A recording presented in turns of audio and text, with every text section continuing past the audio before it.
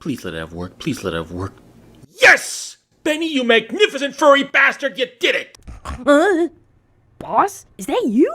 Am I being haunted? Is this a Christmas Carol thing? Kate! Oh man, it's so good to see you again. He says to the anthropomorphic mayor, always off screen. Wow, look at me. I look like I'm auditioning for some weird Doctor Who student film.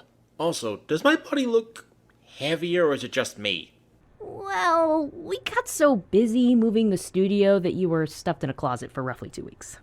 What? Plus, you know, we had to feed you to keep your body from expiring. You're welcome. Well, I've waited this long. Here goes nothing.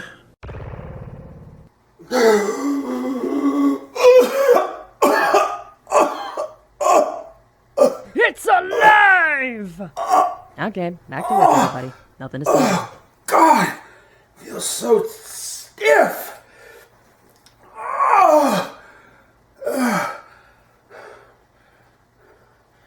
So, this is my new studio, huh? Yep. As you can see, it has much more to work with. It's actually 2 rooms in one. This part of the room has your bed, dresser, and bathroom. While this part of the room is your workspace. Oh, I see you finally bought me a new computer. Thanks. That's not all. Whoa! Is that a 44-inch flat-screen TV? And a recliner? Sweet! Yeah, kinda thought you'd want a better place to review movies than at your computer desk. Well, thanks a lot, Kate. You know, reviewing stuff on that old computer chair was absolute murder on my lower back. Oh! Speaking of, now that you're back, what are you going to review for your triumphant return? Good question. Whatever I review, it has to feel triumphant for my return to come off as such. But what? Triumphant. I think I got just the thing. Ooh, but first, I could really use a shave. Cue the intro, Kate.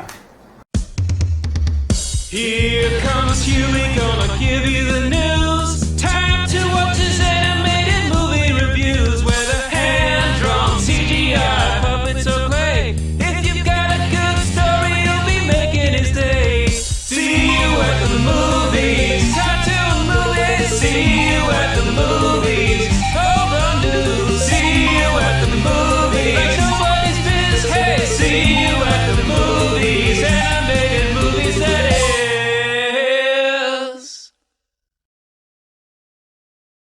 Hey everyone, I'm Huey Tumor, and welcome to... What the... Kate, what the hell happened to my tooth? Oh, see, when we were moving you, Pete kinda slipped and your face smacked into the wall. Why do we keep him around? Sorry, boss, he's popular with your longtime fans. Anyway, welcome to the long-awaited 11th season of Huey's Animated Movie Reviews, the show where I review animated films from old to recent, whether they be hand-drawn, stop-motion, or computer-generated. Now, I think by now I've made it perfectly clear that I am a big fan of DC superheroes. Ever since I was a toddler, I was thrilled at the many adventures of various superpowered costume individuals, mostly wearing capes, battling the forces of evil, protecting the innocent, and showing off amazing feats that no mortal could ever hope to accomplish. And, like most others my age, I was first introduced to them through both animation and movies. For Superman, it was the old 1940s Fleischer Brothers cartoons and Superman 2. For Batman, it was the 90s animated series and Batman Returns. But as for Wonder Woman, Aquaman, and the other members of the Justice League, I was first introduced to them through Cartoon Network reruns of the classic Hanna-Barbera cartoon series, Super Friends. First airing in 1973 and lasting a good 12 years until 1985, with 7 different incarnations in between, Super Friends was an adventure show showcasing some of DC's greatest heroes: Superman, Batman Robin, Wonder Woman, Aquaman, and many others. It was the product of a simpler time for superhero cartoons. Heroes were good, villains were pure evil, and it was perfectly acceptable for someone to run around in short shorts and pixie boots. Looking at you, Burt Ward. Now, while Super Friends aired during the Bronze Age of comics, where superhero stories were becoming more gritty and based more and more on the geopolitical situations of the time, its tone invoked the fun and outlandish spirit of the Silver Age. However, certain choices on the part of the production staff in the show's early years have received harsh criticisms from more modern audiences, such as the inclusion of Wendy, Marvin and Wonder Dog, the Wonder Twins, and Gleek, and starting the common misconception of Aquaman being a useless superhero if there's no water or fish around. Not to mention those 4 original multicultural superheroes created exclusively for the show that, while I do think are pretty awesome, with Samurai and El Dorado being my favorites, and I applaud the showrunners for trying to be more inclusive, these original characters quickly fell into stereotyping, with a prime example being Black Vulcan, who was only put in the show to avoid having to pay royalties to the creator of the popular African-American superhero Black Lightning. But all that aside, I still appreciate Super Friends for helping to introduce me to the full spectrum of the DC Universe. My 2 favorite incarnations of the show are Challenge of the Super Friends from 1978, which extended the Justice League roster with such heroes as The Flash, Green Lantern, and Hawkman, and for introducing for the first time the Legion of Doom, a dastardly cabal consisting of 13 of the most evil and diabolical supervillains the DC Universe had to offer at the time, all led by Superman's arch-nemesis, the criminal genius Lex Luthor.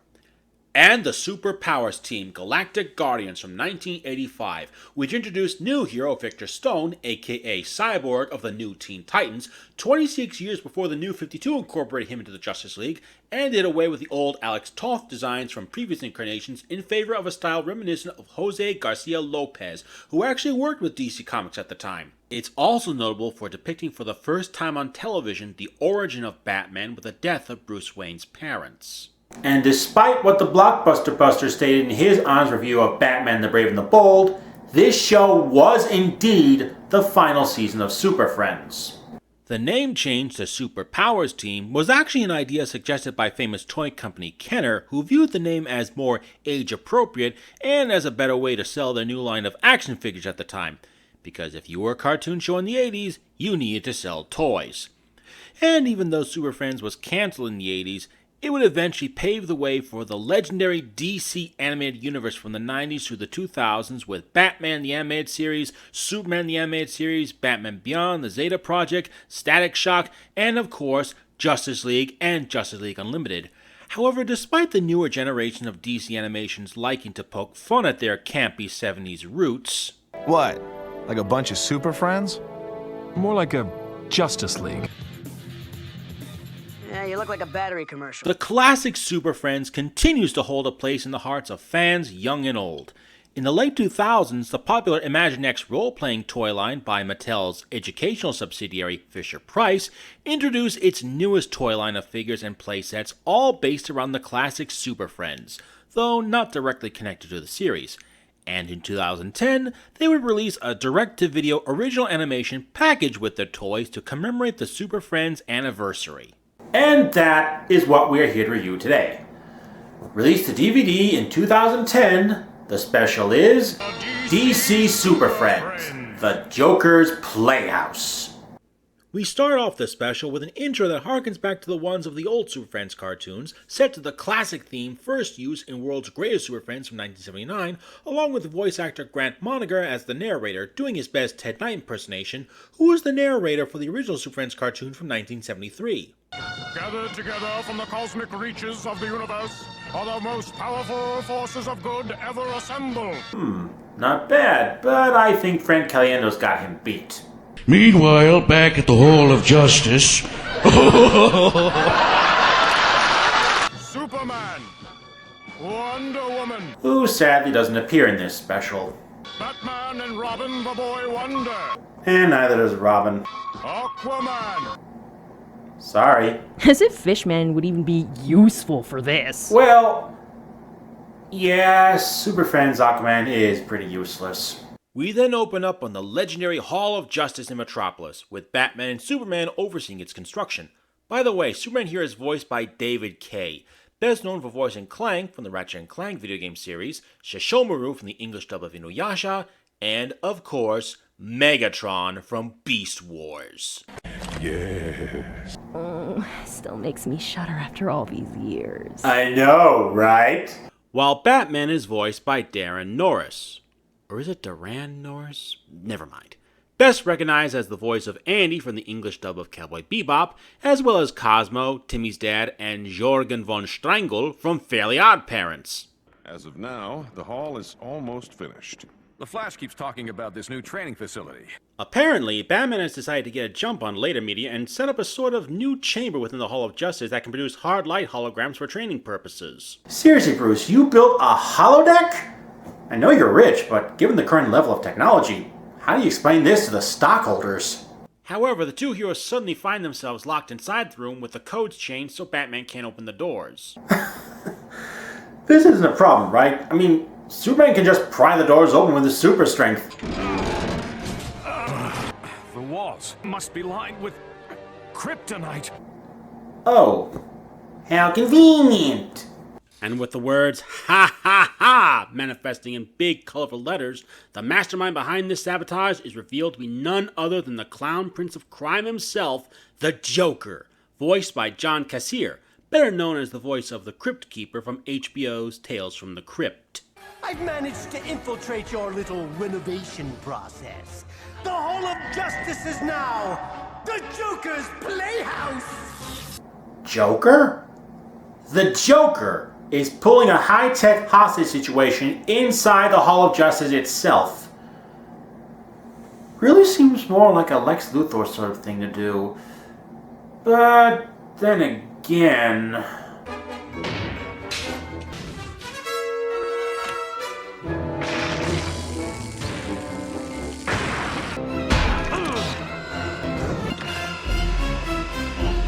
Plus, I've gotta admit, John Kassir isn't a bad choice to play a more child-friendly version of the Joker. Creepy, but not so psycho, and with a sort of silly clownish demeanor that suits this reimagining of the Silver Age without being quite so over the top. Anyway, the room turns into a swampy bayou setting, complete with a transition to some alligators that works as an homage to whenever we see the Legion of Doom's headquarters in the old cartoon. Here, the Joker summons a hard light hologram of the Terror of the Slaughter Swamp, Solomon Grundy, along with some cliché mud monsters to keep the world's finest busy. Take it easy, Superman. I'll handle this. Well, what did you think was going to happen, Bats? Realizing they need help, Batman presses the buckle on his belt, sending a signal to summon the other members of the Super Friends. The Flash, voiced by Eric Bauza, Hawkman, also voiced by David Kaye. Good to see Hawkman getting some recognition for a change. Cyborg, voiced by Phil Lamar, aka Green Lantern John Stewart from the 2000s Justice League cartoon. And speaking of Green Lanterns, we also have the Silver Age one, Hal Jordan, with narrator Grant Monager pulling double duty as the Emerald Knight. Also, gotta love the billboard with Booster Gold promoting his cereal. That is so in character. Anyway, the four heroes rush to the Hall of Justice to help, each taking a different entrance point as they suspect a trap. Flash brags that he'll search the whole place by himself with his super speed, but soon discovers Joker has left a few presents for the Scarlet Speedster.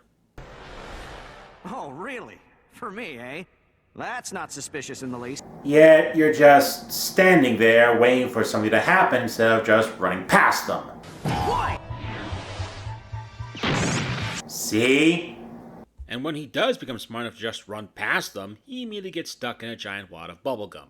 Meanwhile, Hawkman searches the vehicle hangar when he is suddenly ambushed by the super intelligent ape Gorilla Grodd, also voiced by Phil Lamar, who is surprisingly tech-heavy for this particular caper. You should have brought backup, Grodd. Oh, I did. Believe me.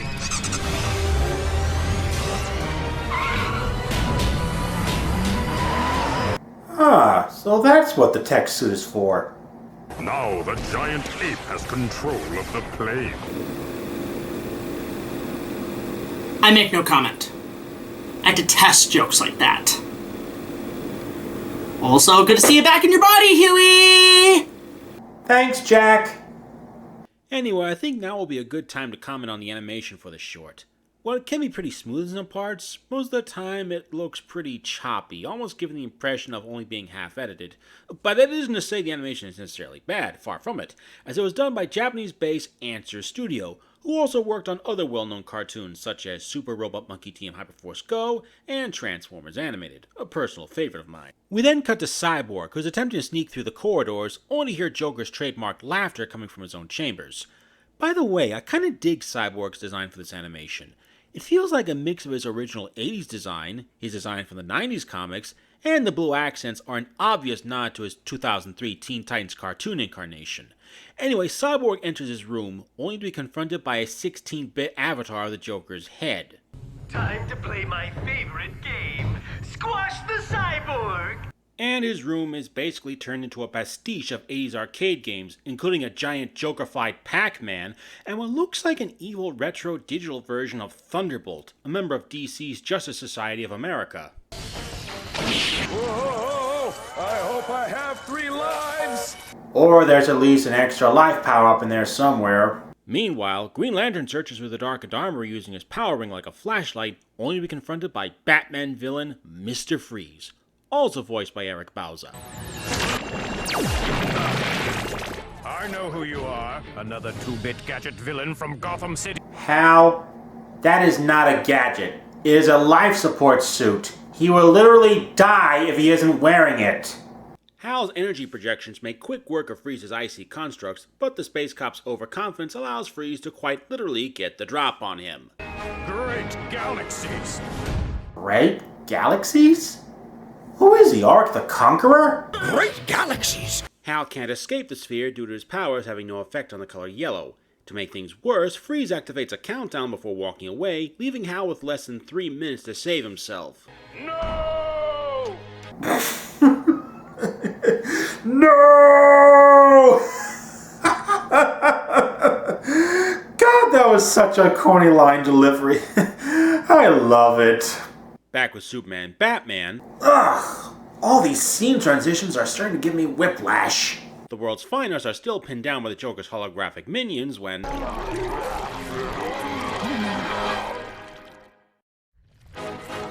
in the holographic training room, Batman and Superman are getting in over their heads.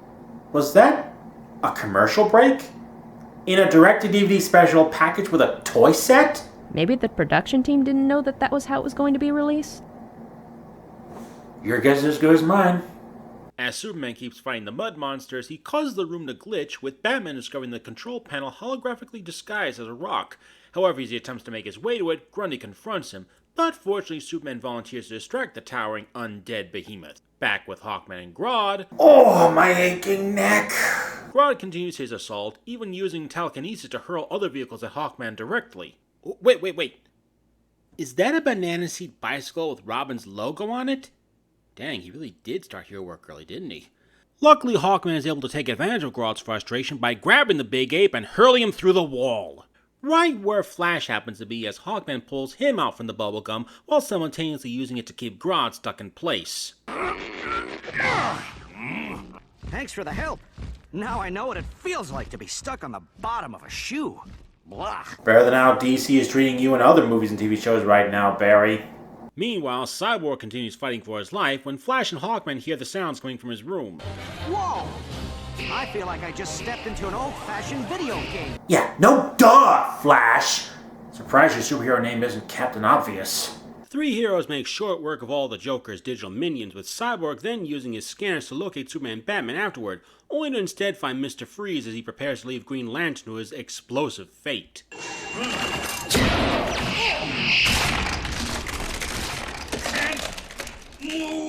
Booyah! Sorry, just thought I'd say that since Cyborg never does in this animation. Hawkman then breaks open the sphere, releasing Green Lantern as he creates a parapet to protect them all from the explosion. Of course, in classic Joker style, instead of a massive bomb, we get a version of the Bang Flag, along with some pre-recorded digital laughter that sounds awfully familiar.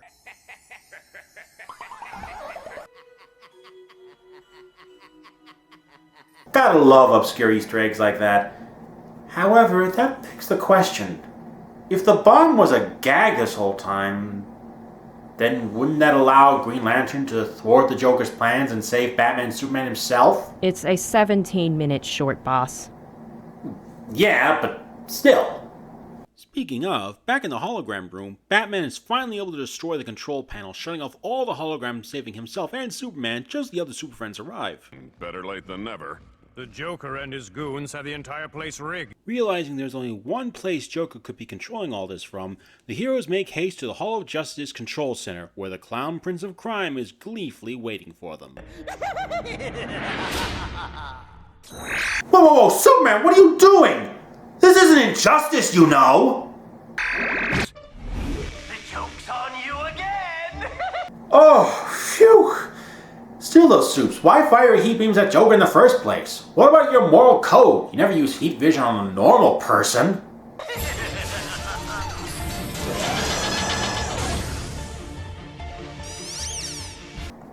Huh. I really didn't see that coming. Hey, I was gonna say it, Barry! So now with a giant robot in his control, the Joker attacks the Super Friends. And despite their best efforts, the mech is equipped with a perfect way to bring down each hero. Red sun radiation for Superman, yellow saw blades to both deflect and attack Green Lantern, super strong party streamers to bind Flash, water cannons to show out cyborg circuits, and pie for Hawkman. Well, it's not like he has a big, fancy weakness. He's a reincarnated soul. How do you work with that? I got nothing. Oh, we're going about this all wrong. We have to work as a team. Ooh, I hear the 1979 Hanna-Barbera theme starting up. You know what that means. It's about to get real. Hell yeah, it is.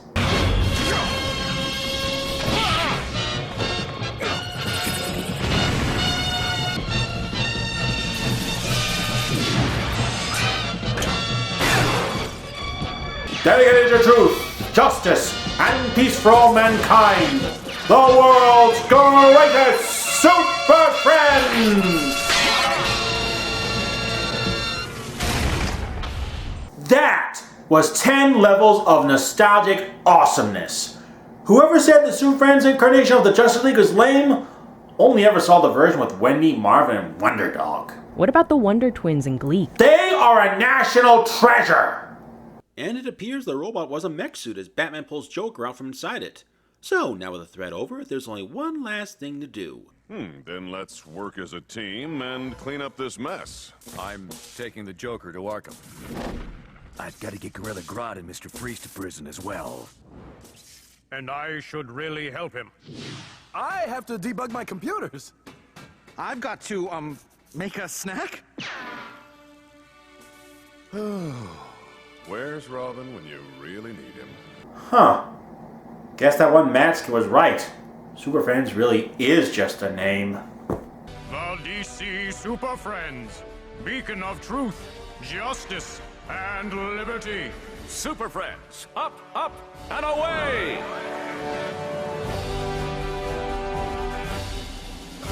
So that was DC Super Friends, the Joker's Playhouse. And I've got to say, it was a lot of fun. For something made to help promote a toy line for preschoolers, you can tell that it was made with love for both the DC universe as a whole, as well as the classic Super Friends cartoon. The designs for the characters themselves feel like a fan-made combination of the original Alex Toth art style, as well as the Bruce Timm designs for the DC animated universe, and the retro-futuristic style of Batman the Brave and the Bold. The enlarged calves and feet I can forgive due to trying to emulate the toys they were promoting, but overall the designs were fun to look at as well as watch in action. In fact, I think this short did a better balance of action and comedy than the series Justice League Action would some years later, and probably would have made for a better animated TV series. It captures the fun, cheesy, and tongue-in-cheek humor of the original Super Friends cartoons, but ramped up the action and animation for a more modern audience. And while it can be choppy in a few areas, the animation is overall great. And a decade later, more DC Super Friends shorts would be made to help promote the toys. However, these later shorts would show a phenomenal downgrade animation, character design, and overall writing quality. But don't worry, the original short in full is available to watch on the official Fisher-Price YouTube channel, so go check it out when you have the chance. I gladly give it 4.5 stars. Well, that's all for now. be sure to join me again for my next review. See you at the movies. Anime movies, that is. Good to have you back, boss. Thanks, Kate. It's good to be back.